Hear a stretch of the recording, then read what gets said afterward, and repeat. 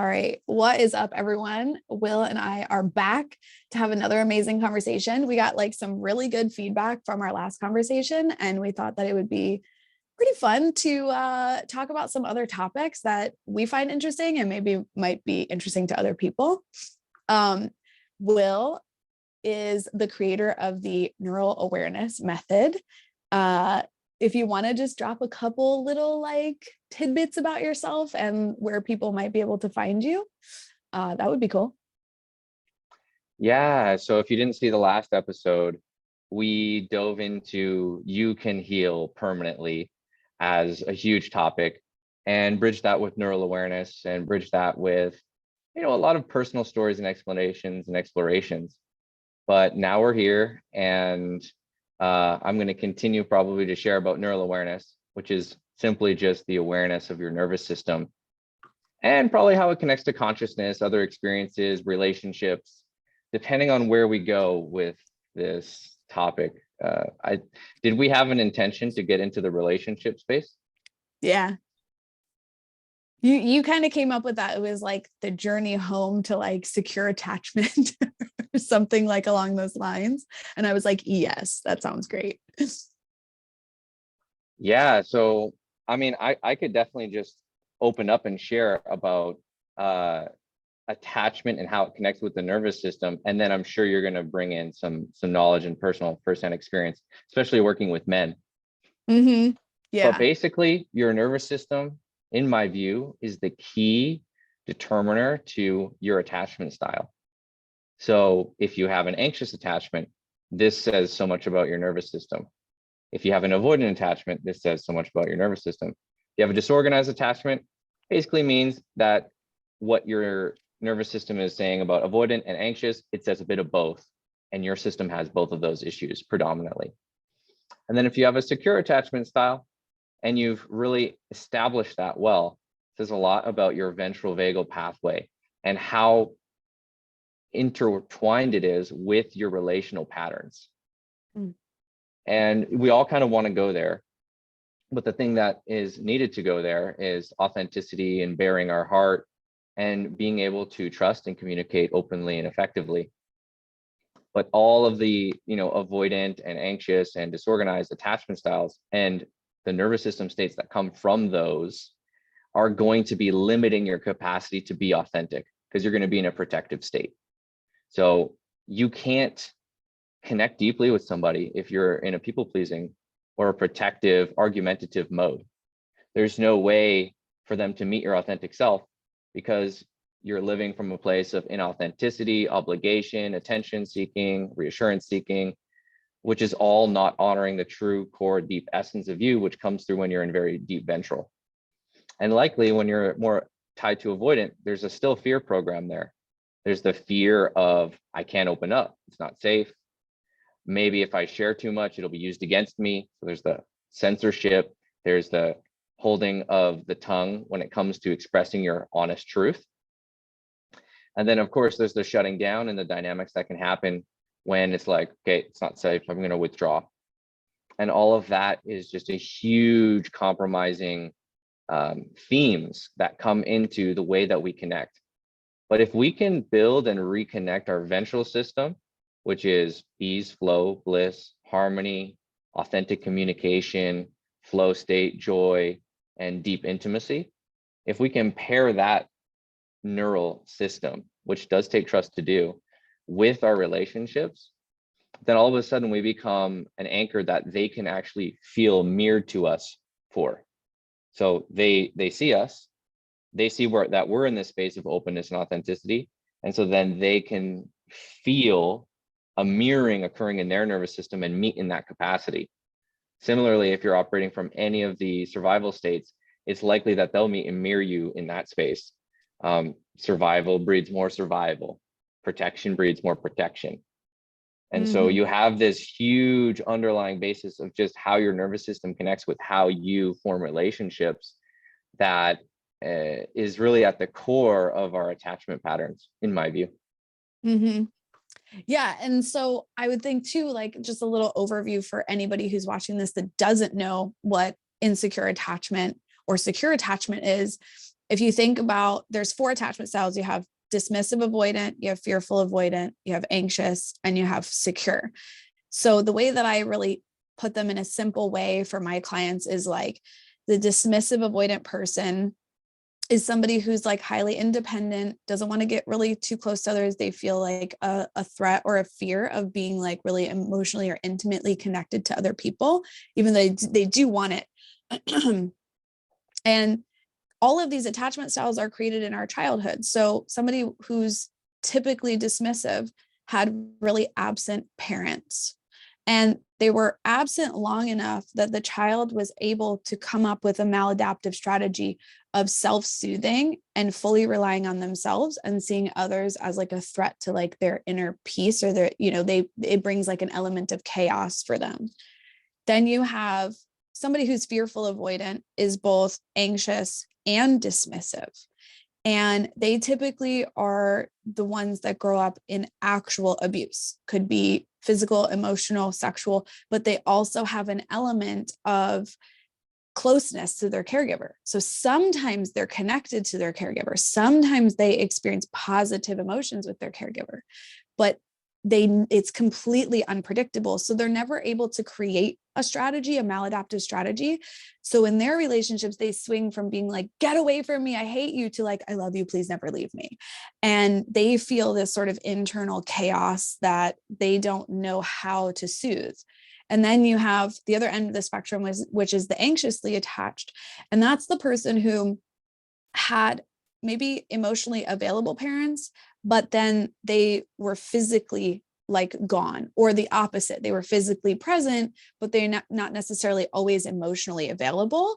And what happens in that situation is that when the child feels abandoned, they're feeling this really big, intense emotion like the other attachment styles, but they never have enough time away from their caregiver to ever create the strategy of like being like self-soothing. So they find that when the caregiver is gone, they hit this low, low. And when the caregiver comes back, they hit this high, high. So their strategy is always to like cling on and attach to other people because they can't downregulate that response. And really across all of the insecure attachments, like what my sort of like categorization of it, or like the core of it, the way that my brain thinks about this, is that underneath all of the insecure attachment styles is one or more intolerable emotions that we experienced as children that we were not able to successfully downregulate. Because we're supposed to go to our parents, like we don't have the capacity to regulate our nervous systems, before a certain age. So our parents are meant to downregulate that stress response for us through proximity of their healthy nervous systems.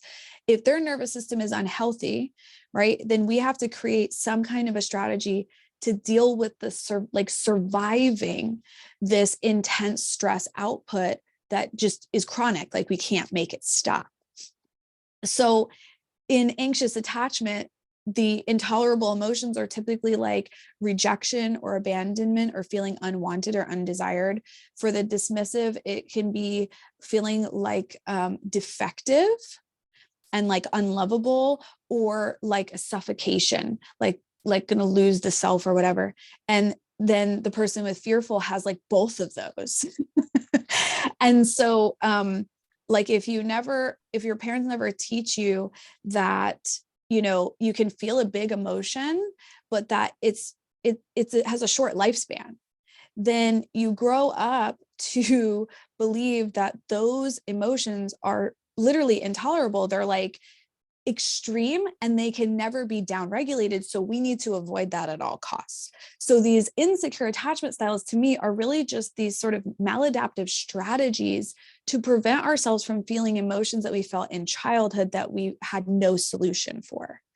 So that's kind of a small overview for anybody who is not really familiar with. Like, would you agree with that, Will, or would you add anything to that? Oh, that was great. That was an amazing overview. And I think really it's just like really simplified back down to like human terms of like what it's actually like. So I've always been more avoidant. So avoidant dismissive, or dismissive avoidant is what you call that one. And it really relates back to my childhood from that exact same description you gave. like, feeling unlovable, or like I couldn't rely on my family for whatever reason. That's what I felt, right? So then Mhm. that led to not putting too much of my heart into things, not putting too much of my, and I still get this even with friends, right? Like I'll be like, I can't ask them for a favor because like they won't be able to show up for it, in these small ways where you like end up dismissing or avoiding connection. And Mhm. yeah, it can be really subtle, really unconscious, really sneaky. But now that I've had this attention focused on the nervous system, basically I'm not even focused necessarily on the actual attachment pattern. I'm just focused on the nervous system.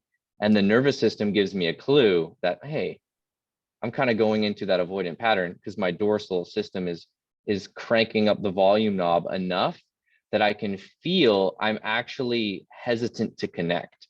I'm hesitant to express a need. Like I'm starting to freeze my truth, my openness. And so Mm. that's how it gives me that direct feedback that like, oh, okay, nervous system queuing up for some sort of survival based on probably childhood. Mhm. Yeah. I've been thinking about this lately as well in terms of like how the attachment states are different from the nervous system states. Like they're not, right? But also, I kind of see them as like if I were teaching a client about the nervous system, it would be like these are physical pieces of your vagus nerve, right? And they get activated and they're predictable and they have a certain thought pattern and a feeling pattern and a behavior pattern, right? And if you look at the insecure attachment styles, it's the same. It has a certain thought pattern, behavior pattern, feeling pattern, and a narrative, right? But I see like if and you could tell me if you think this is wrong, but this is how I've been kind of thinking about it in my brain, is that instead of being part of the vagus nerve, right, it's a neural network in the brain that has been practiced. So it's like a strategy that was created through the dysregulation of the vagus nerve, but it exists more here than it does here. But it will activate this. Like, does that make sense? Mm. Or I do. I see what you're saying. And I look at it kind of like a mix between both. So it's like, it's this neural network of brain stuff in your brain, right? It's this thoughts.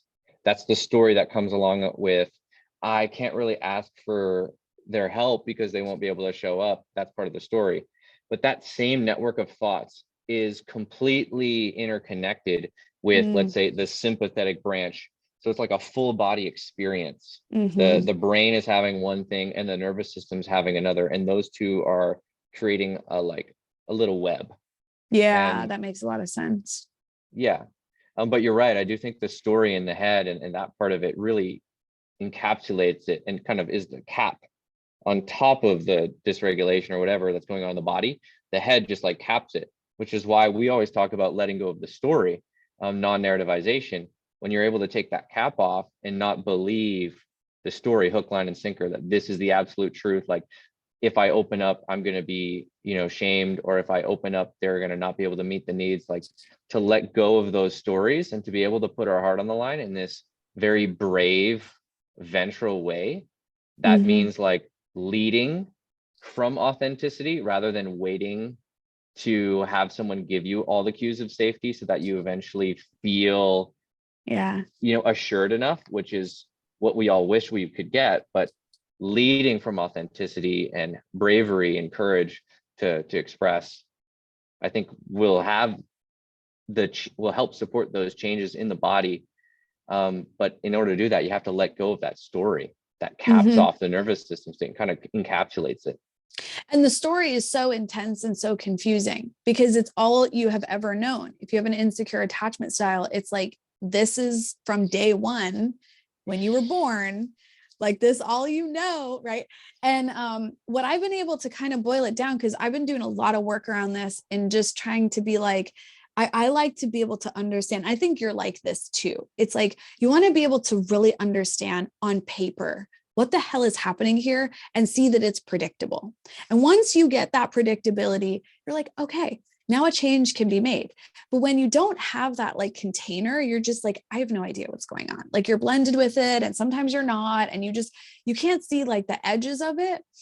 And what I've been able to do is kind of figure out that, like, you could tell me if you agree with this or not, or if you have more to add on to this.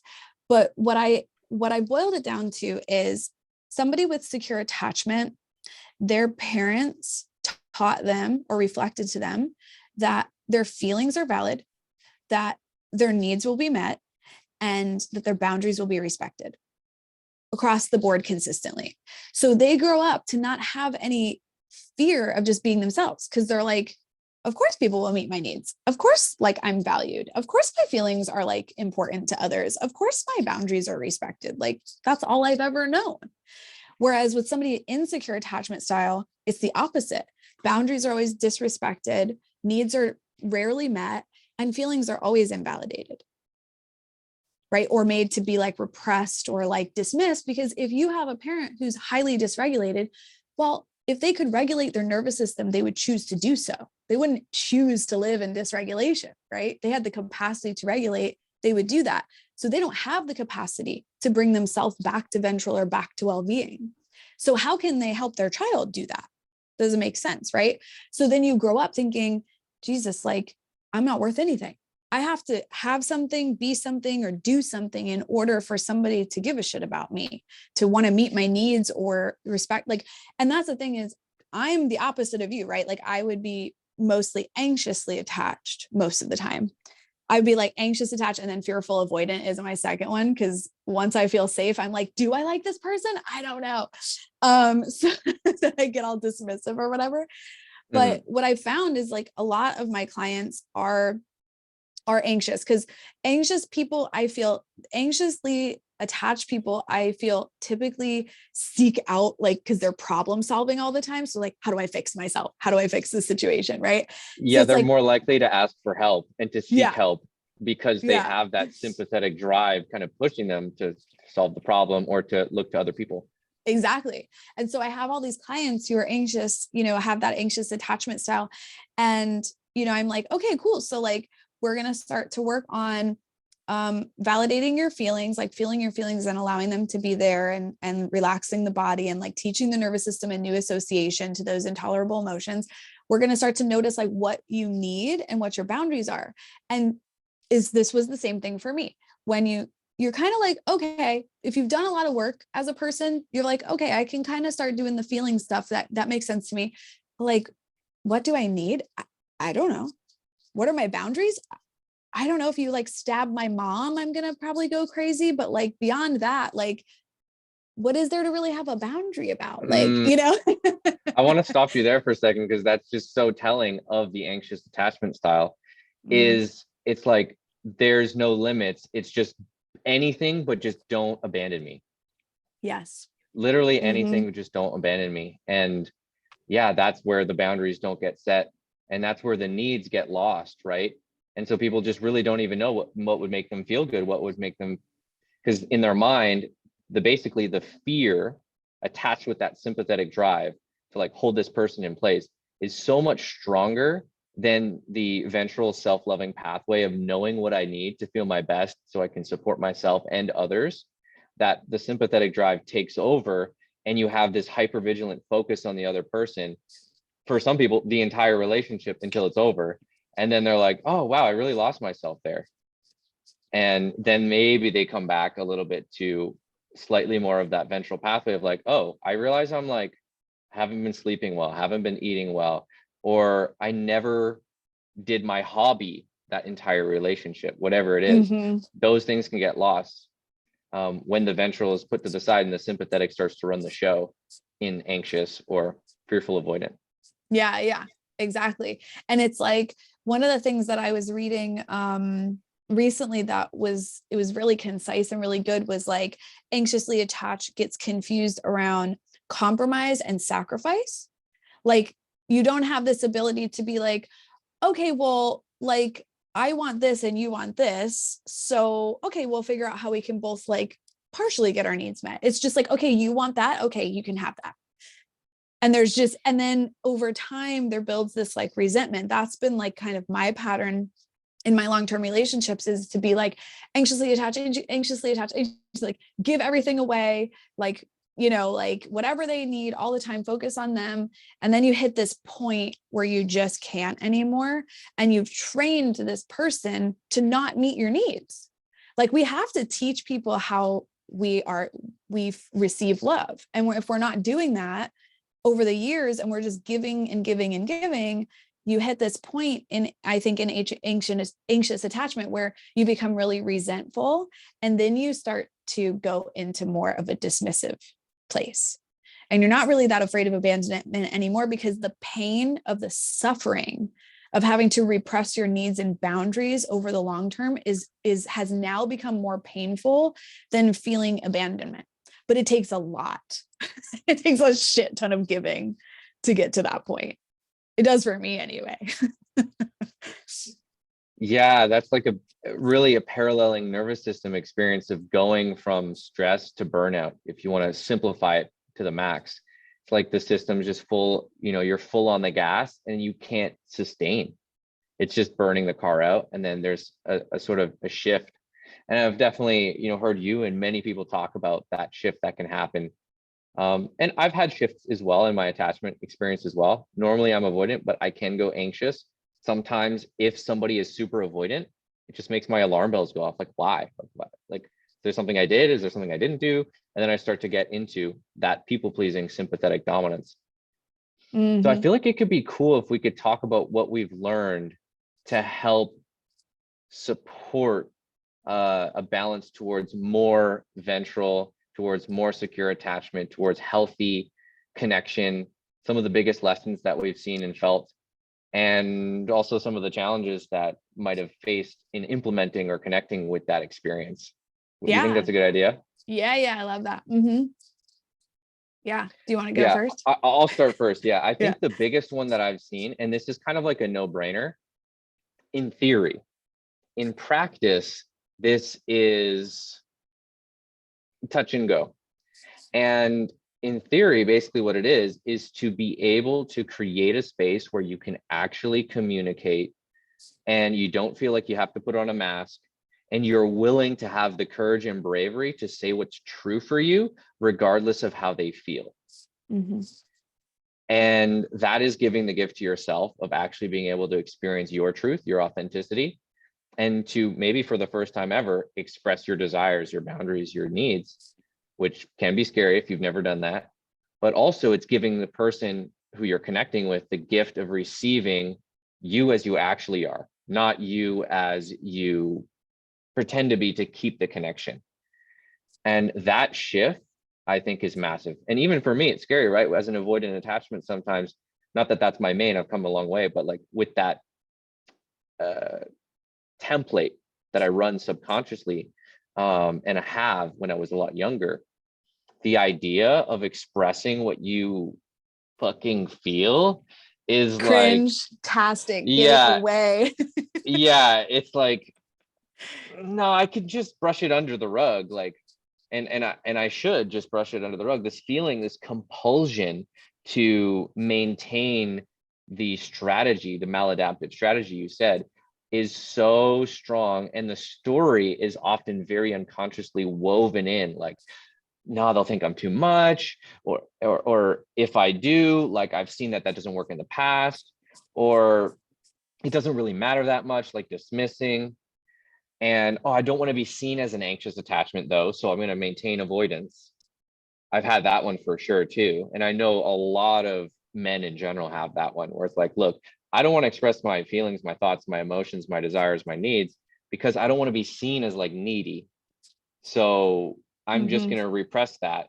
But now what you're offering is a half-baked version of yourself into the connection, which is like, yep, everything's fine. Yep. People pleasing, all of that just starts to get intertwined, or just the dismissive piece, the avoiding your own emotions, can start to come up. And I think if you can create this container, easier said than done, of being able to sit down with somebody and, eye to eye, face to face, orienting body to body, nervous system to nervous system with touch.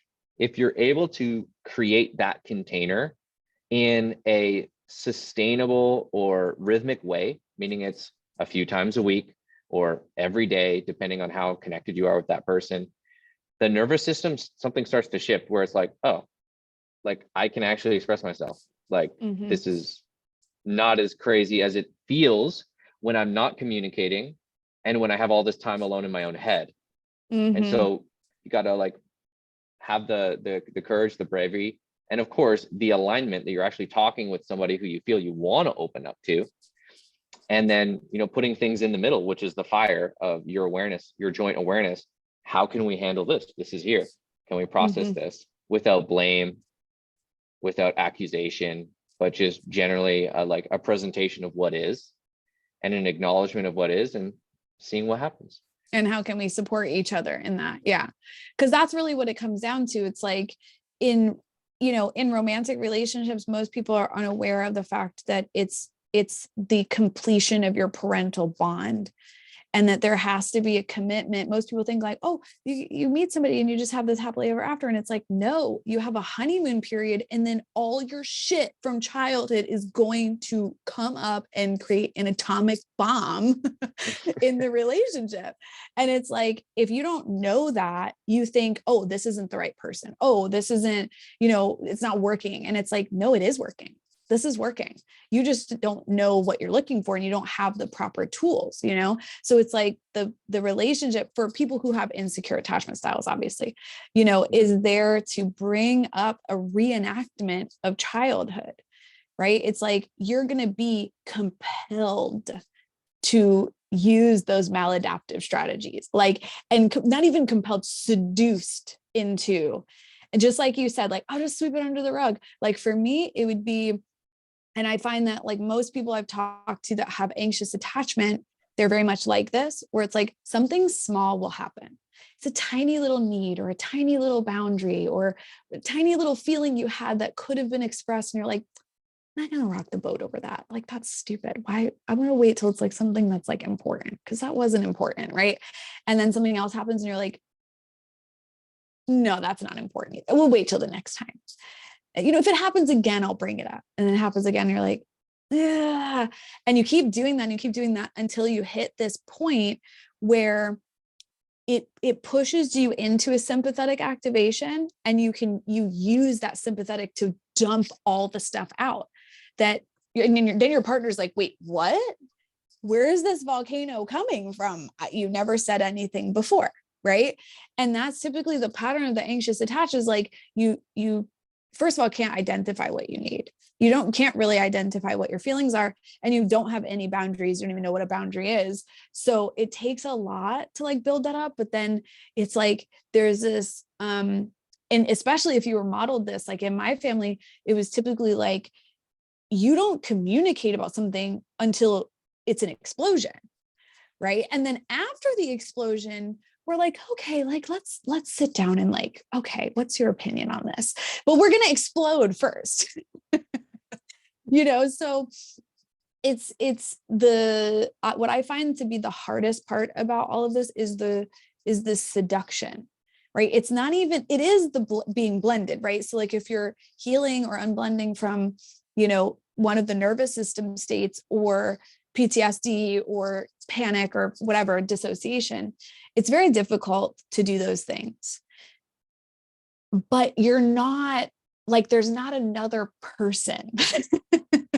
You know what I mean? It's like, it's just you and you have to deal with your shit. But then like there can be this fear of the attachment dissolving. Right. So it's like, if I change my behavior, this is where it will really seduce you. Cause it's like, if you bring that up, right. If you bring that up, this is going to be the consequence. It's not solely you're doing this work inside your body and it's going to be hard and it's going to be okay. It's like, you're doing this work, you're going to change your behavior and you're going to lose this. So as an example, you'll probably find this to be funny or interesting. So when I was with my ex, of course, anxious attachment, right? I'm feeling terrible that he has to go to work. I have this thing with like my partners having to work. And I'm like, why am I doing this to them? It's like, what? It's so strange. But it comes from that's so amazing, actually. It's amazing, but it comes from my relationship to my mom. It was like, she was always breaking her back to support the family. So she would always tell me like I was really selfish.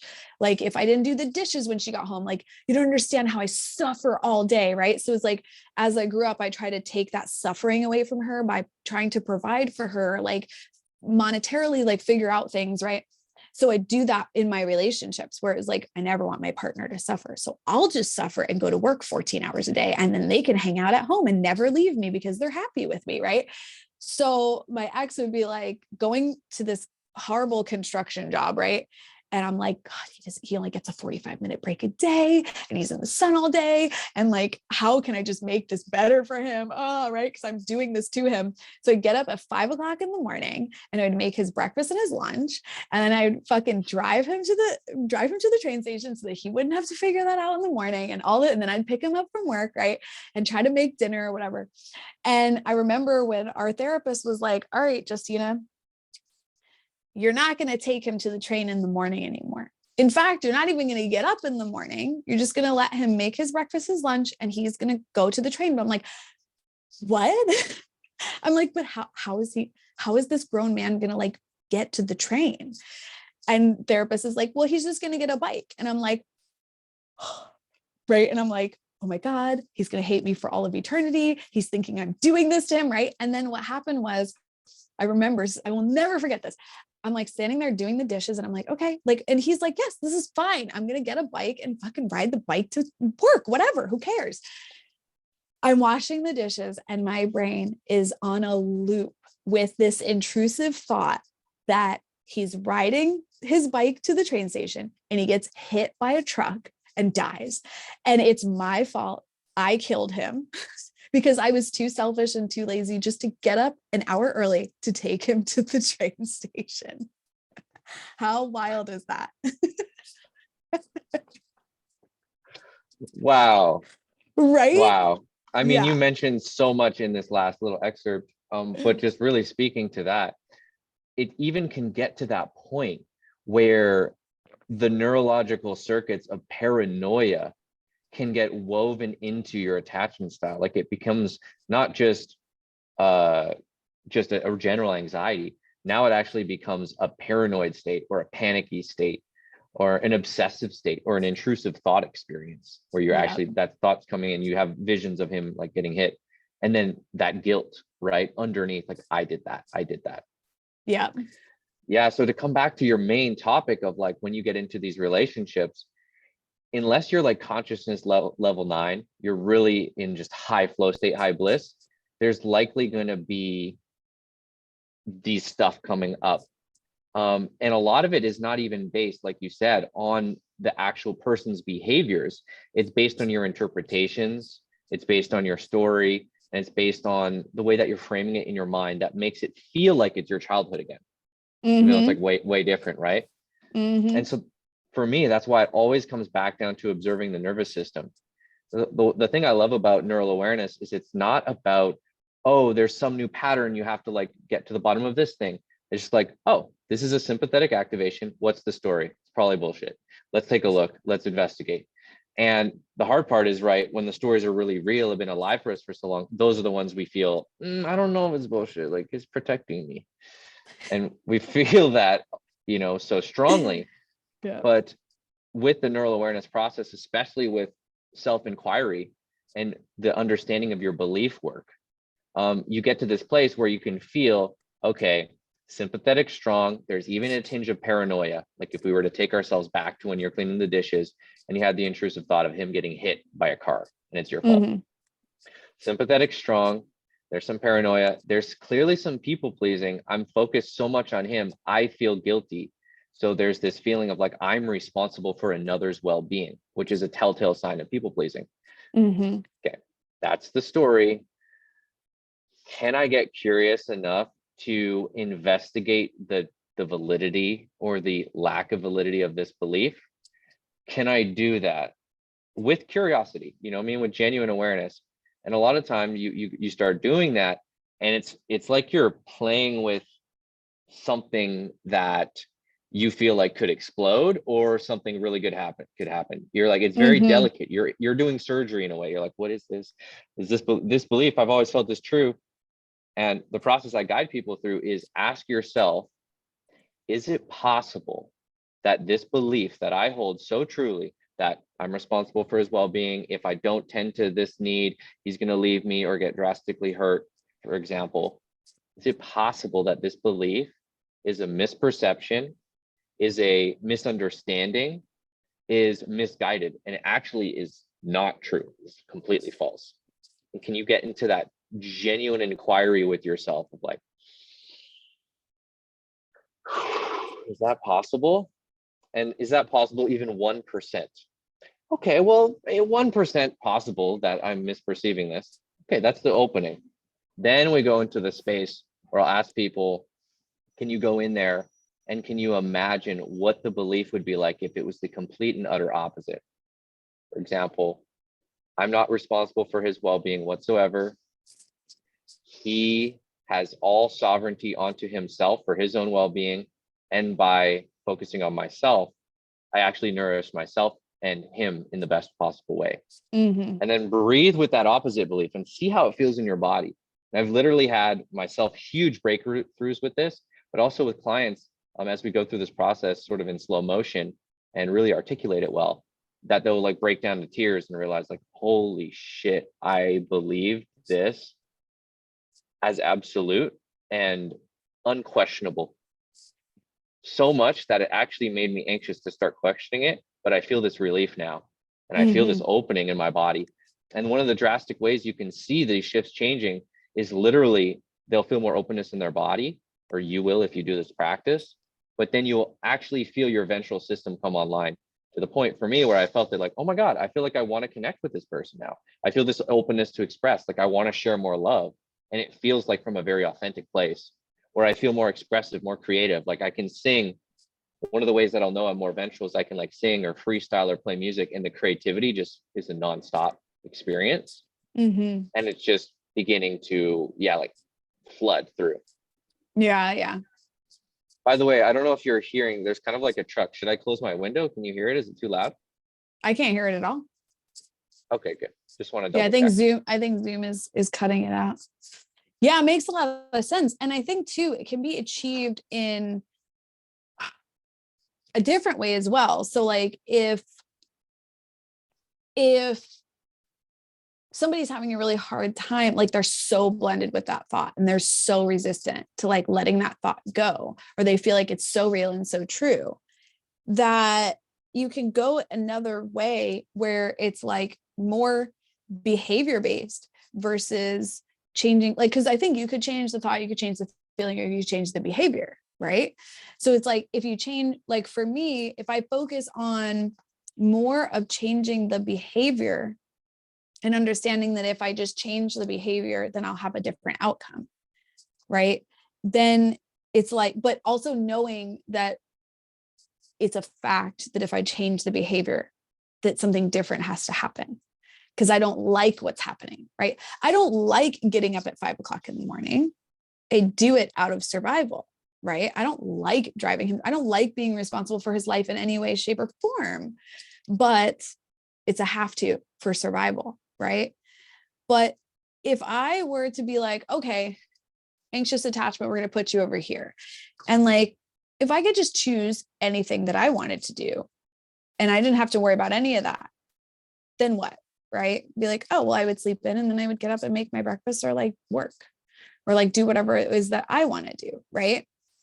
And if you just kind of like follow that, right, while also like communicating, like you said, like having this container that you can communicate with your partner, like you said, the sovereignty as well of like, I'm not actually like we're all responsible for ourselves. And my partner is not going to meet my needs if I don't ask for them. And that I've done that over and over and over. It has a predictable outcome.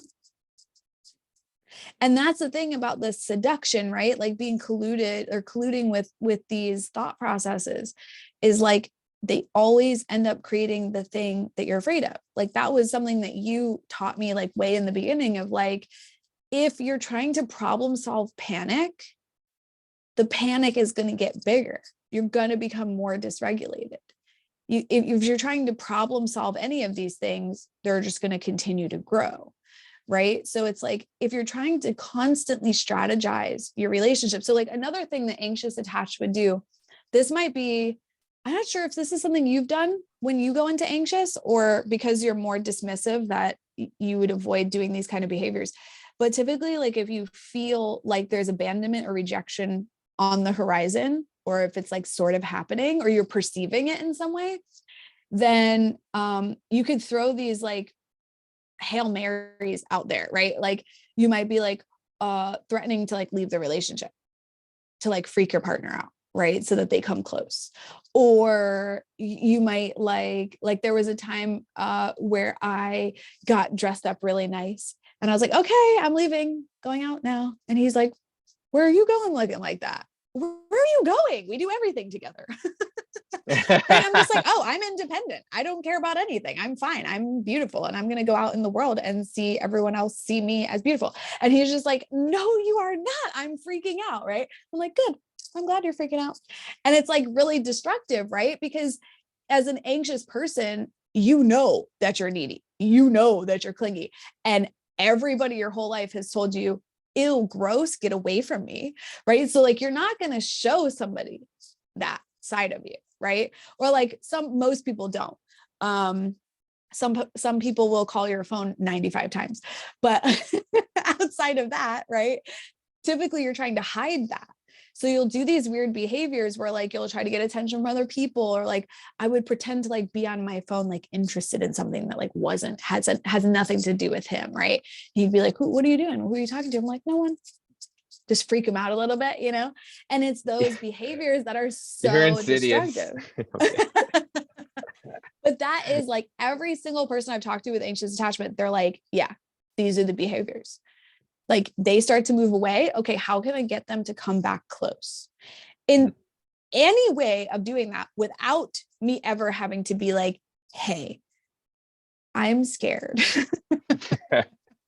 Which really comes back to the core essential pillar, the first thing that I shared about, how can you create a healthy, secure dynamic?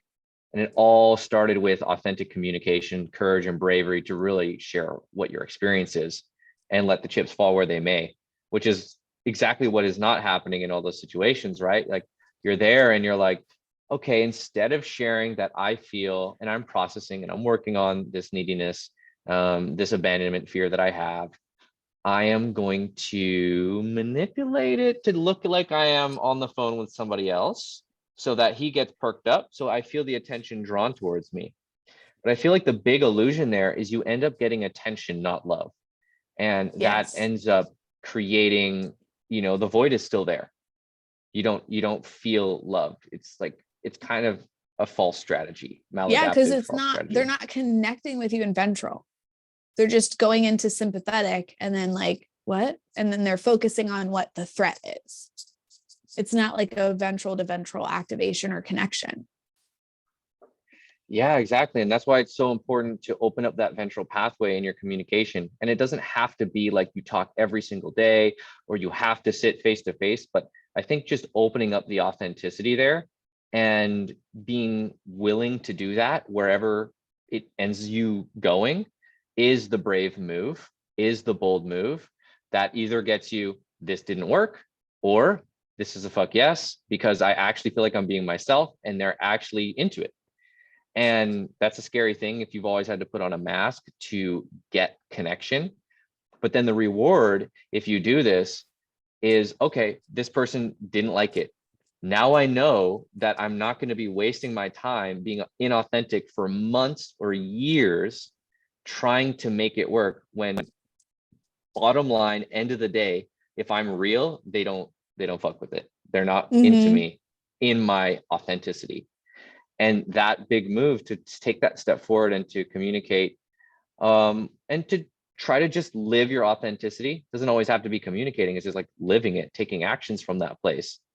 Like you don't want to wake up and make the sandwich and drive them and to take that action, which is in accordance with that truth that you hold, that sets a tone of someone being able to see and meet you for where you actually are. not where the anxious attachment is making you manipulate your sort of actions to pretend you are. Exactly. So I have, let's see here. I had a few things that I wanted to have you speak on as well. Can we please talk about how bad the advice on relationships and love is on Instagram or like YouTube or like TikTok? And like how most of it like just continues to perpetuate like our wounds, and like getting people all twisted, because I feel like it just creates more strategies versus getting to like the core. So I'm curious, like I would love to hear your thoughts on that. Oh, right away I'm thinking about like dating, and dating, especially like really kind of not too consciously evolved thought processes around dating. And it's all about the manipulative tactic. It's all about, having the right thing to say, or how do you, what's the strategy so that you can do the 1, 2, 3 so that she'll call you every time. Like it's this type of approach, which is really coming from my view from the ultimate deficit, the feeling of shame, unworthiness, guilt, like I'm not good enough as I am. And so I must therefore use this strategy, which then activates the manager part of your own consciousness, the stress. It starts to become a little stressful to maintain that. And then I will get this result, which really reconfirms this lack of worthiness. Whereas there's this deep freedom if you hedge your bets on, if I am fully myself, I am still lovable. Like I'm going to trust that. I'm going to put myself out there in that way. And from my view, the body, and especially when you're in ventral, it knows the perfect seduction stuff. It knows how to create, it knows how to create flow. It knows how to be touchy without being weird. It knows how to communicate in a way that's like a turn on. It knows how to do that because you are not in insecurity in that moment. And all of that's within you, like your capacity to come up with creative things to say, like these floodgates of creativity, it's all there underneath. So yeah, in my view, that's it. It's not a strategy you have to learn. It's ultimately unraveling your system so that you can experience more of the ease and the flow that's underneath. Yeah. I find, because most of them are very like, you just gotta love yourself before anyone else. And it's just like, shut up. Oh my God. Like I just want to choke somebody, because it's like, what does that even mean? Okay. So somebody with anxious attachment, tell them that. What are they going to do? They're going to be like, I do love myself. I think I'm pretty cool. Okay. So what? You know what I mean? Like they're not going to be able to like understand like what that means. And then if you tell dismissive, like, oh, you just have to love yourself. And they're like, yeah, I'm good. I'm chilling by myself. I don't need anybody. Of course I love myself. Right. Like that is not helpful advice in any way. Now, does it boil down some kind of an essence of like what it is we're doing? Sure. Like if you feel that you are worthy of sharing your feelings, having your needs met, and having your boundaries respected, then you're going to have a core sense that you matter, that you have some inherent worth as a human being, right? Like you're worthy and deserving of love.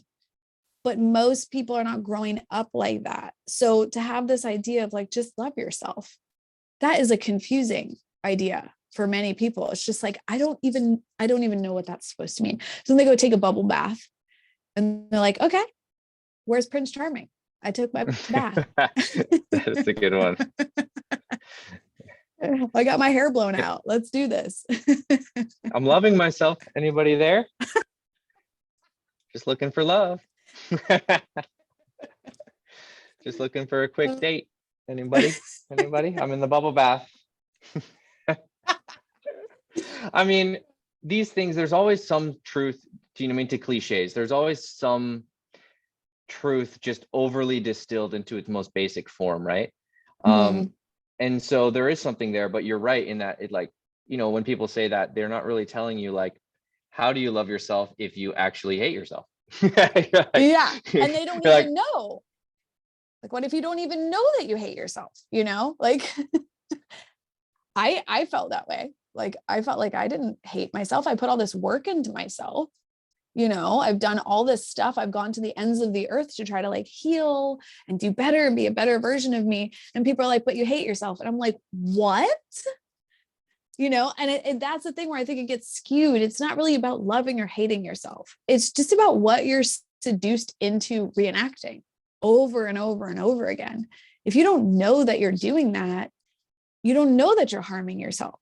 You don't know that you know what I mean? Like, you don't know you're putting yourself in harm's way. If you don't ask somebody for what you need or put a boundary up, that doesn't mean you don't love yourself. It means that nobody modeled that to you. You know, so I feel like that gets really, it's just such a vague topic that people can't get their heads around because it just doesn't make any sense. Like, love yourself. Yeah. Okay. There's people out there who have a really strong, like, inner critic. And they're always like, oh, I'm so stupid. I'm this, I'm that. Like, I could understand like changing the language to being more loving. Right. Or if you don't take care of yourself, right? Like, take a shower, get a haircut, you know, like, make some food for yourself, make some healthy choices or whatever. But like, if you've already done all of those things and something's still not clicking, right?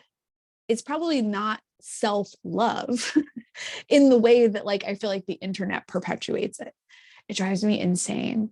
Yeah, I want to answer to this right away, and I feel like you probably have more things to bring up, because I really want to lay out a blueprint in this episode so we can finish with people having like a real kind of like, oh, okay, this is where I can go from here.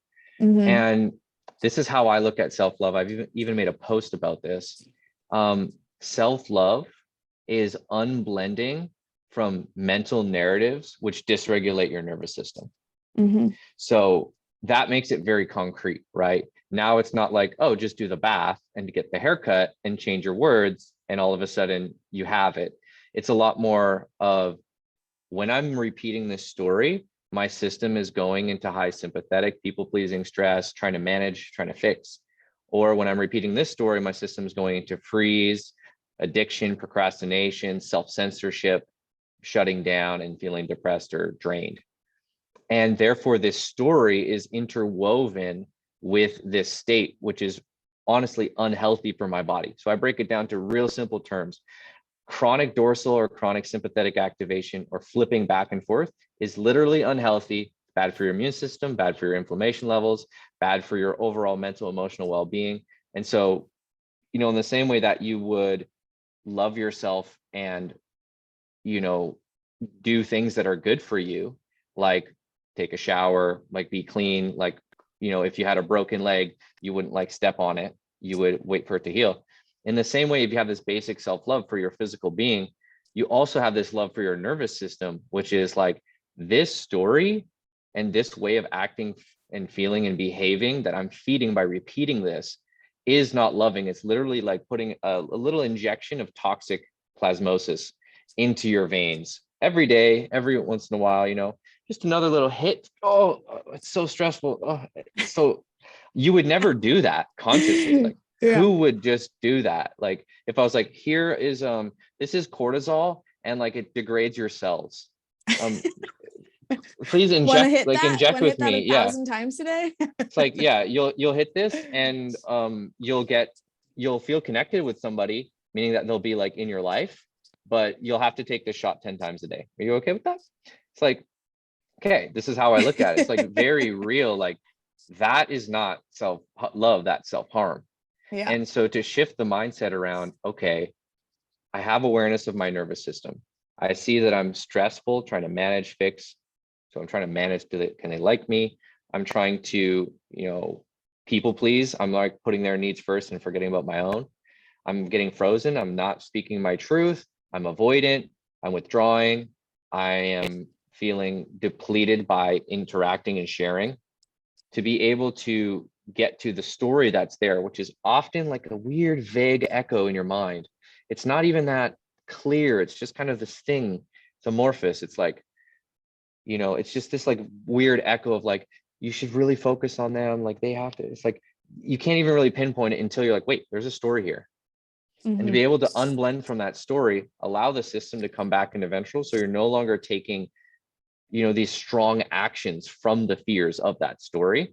Then, it's like you're taking less of a shot. Or, in the future, hopefully, you create a condition where you have the opposite. You're not taking the cortisol shot, you're taking the oxytocin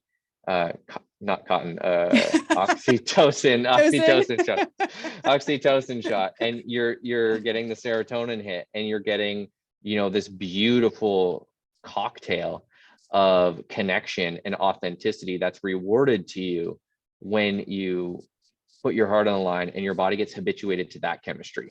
Yeah. So for me, the self-love, I just really boil it down to like, is this good for my chemistry? Is this good for my actual health, my inflammation? And literally people will tell me this. Like, I have a client, she's like, I broke up with my ex, what she told me, and she got back with her ex, and she's like, literally everything in my life gets worse, including my health conditions, like everything gets worse.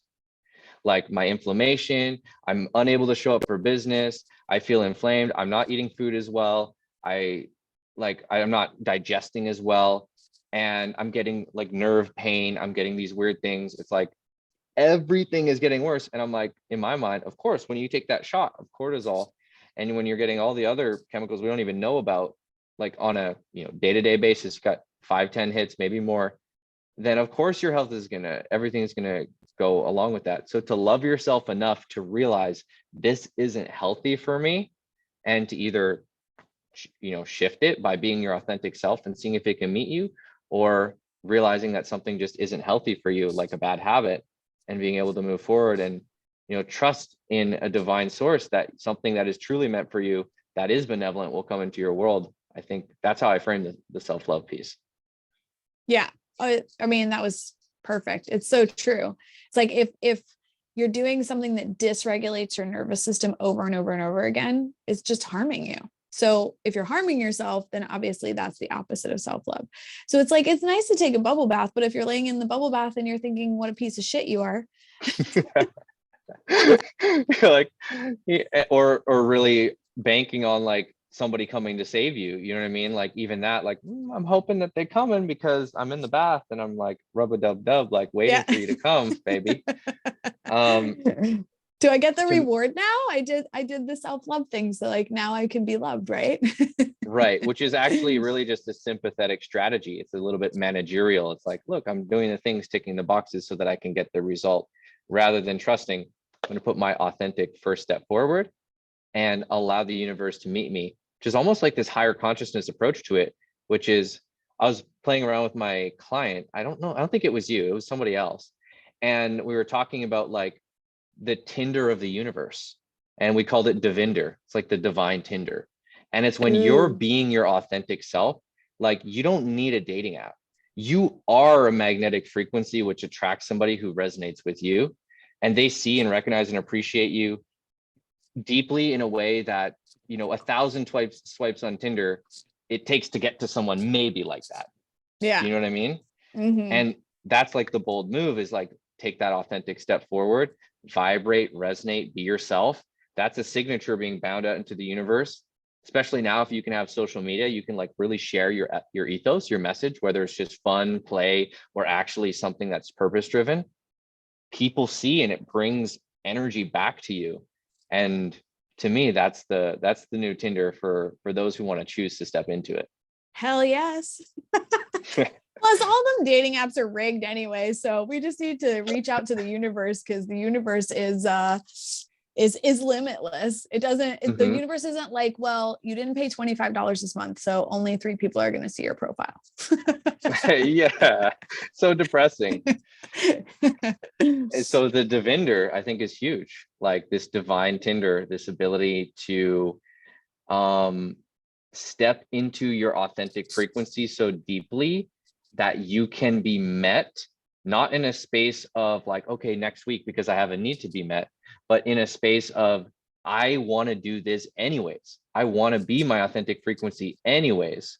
So that's what I'm going to do for the sake of itself, and then see what comes. And of course, it's much more than just relationships at that point. It's also opportunities. It's also about, friendships. It's also about exploration and things that resonate with you. To me, I think that's like the coolest kind of tip we could give people on, especially if they're looking for like, how do I optimize dating? I think the deepest way is to do that. And you're going to probably circumnavigate a lot of the low vibe, energy, which can come from dating sites, like a lot of the superficial stuff, which can be woven into there. Not to say you can't find somebody, interesting there, but like that can become, you're having to swipe through all of that to try and find that. I've never had every person that I ever was connected with happened in some weird organic way. It was never through, even being on dating apps, it never came through a dating app. I mean, I know people have met others on dating apps, but I just feel like there's so much more happening than trying to like get a date on an app. It's weird. It's a weird thing. Didn't you meet a guy in an elevator like a while back? Not that you like dated him or anything. Oh yeah. But like, yeah. He was like, I like your necklace. And I was like, and he knew exactly like where I got it and everything. And I was like, excuse you. Yeah. You just never know what's going to happen. It's so crazy. Yeah. So I think I'd like to end on just sharing a little bit about neural awareness and then any final thoughts that you have. But basically, I think to simplify everything down, this is my view, and maybe Justina will speak to a different approach or a similar view. If you can become aware of your nervous system, meaning the feelings, the sensations in your body, the thoughts that come up with it, when you're more in the people pleasing or stress or managing sympathetic states, or more in the shutting down, freezing, blocking your expression states of the dorsal vagal, then to be able to recognize that with supreme, pristine awareness, with a moment of pause, to not get sucked into the rabbit hole, to just be able to see it for what it is, I think offers a solution and a portal for a moment to feel more ease, more choice, to rather than getting seduced into those stories. And so the practice I recommend and emphasize, which I think is universal and it's so simple, it can be mastered, or it can be,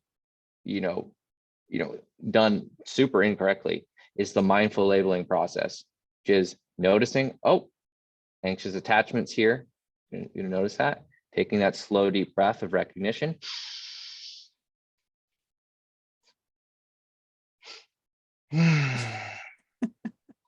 Got it. I see it. I recognize it. Got it. And that short moment, 5 to 10 seconds of creating this inner space where all of a sudden now you're not trying to fix it. You're not trying to get rid of it. You're not trying to judge it. You're not saying, oh, this is bad that I have this. You're not in any of those spaces, but you've created an internal space of recognition and of acknowledgement of what's truly there and alive for you. That's where that ventral current, or that capacity to really act from authenticity, can come back. But to master that moment is challenging. The more blended you are, the harder that moment is. The more you're like, the more that comes out of left field, you're like, oh, I haven't been anxious for like months. And then it just comes up like, oh, that's anxious attachment coming in. But if you've been in it and swimming in it, this moment, it takes a lot more presence to do. So that's what I would love to share just as a first step. And you can follow up with me on my Instagram at neural.awareness.method, which is the new Instagram, or at will.darude, which is my main Instagram, to kind of follow up with those concepts. Yeah, go follow him because he's a genius. That's my personal opinion. Thank you. You're welcome. And we might be back to talk about some other, like, I think even cooler things like energy and biophotons and shit like that. Right, Will? Yeah, I'm open to it.